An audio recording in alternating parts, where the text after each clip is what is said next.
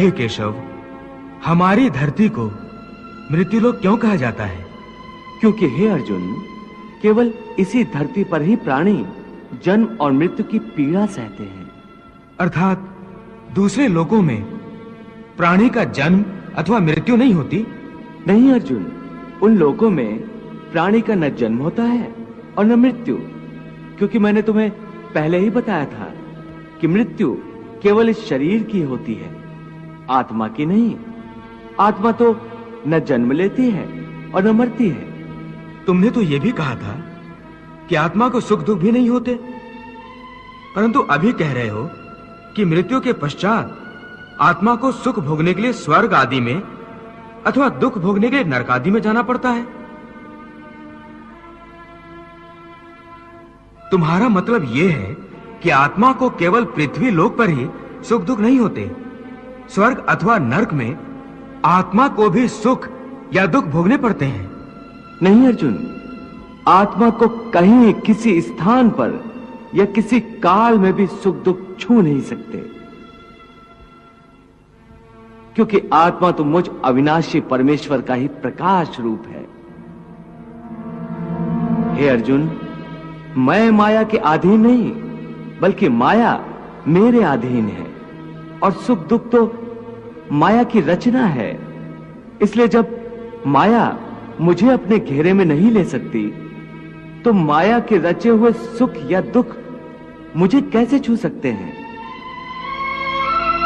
सुख दुख तो केवल शरीर के भोग हैं, आत्मा के नहीं। हे केशव, लगता है कि तुम मुझे शब्दों के मायाजाल में भरमा रहे हो।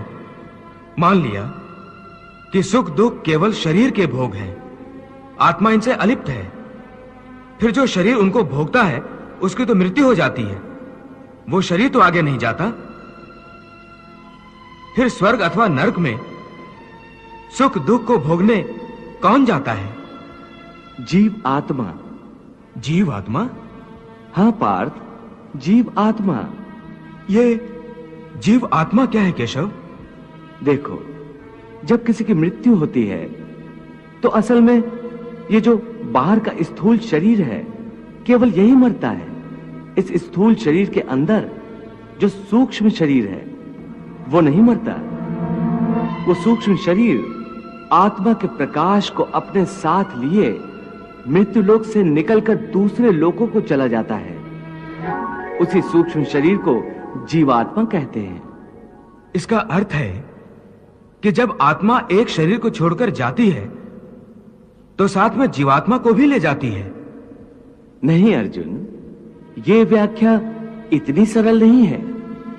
देखो, जैसे समुद्र के अंदर जल की एक बूंद समुद्र से अलग नहीं है, उसी महासागर एक हिस्सा है।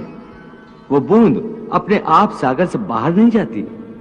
हां, कोई उस जल की बूंद को एक बर्तन में भरकर ले जाए तो वो समुद्र से अलग दिखाई देती है। इसी प्रकार सूक्ष्म शरीर रूपी जीवात्मा उस आत्म ज्योति के टुकड़े को अपने अंदर रखकर अपने साथ ले जाता है। यही जीवात्मा की यात्रा है, जो एक शरीर से दूसरे शरीर में, एक योनि से दूसरी योनि में विचरती रहती है।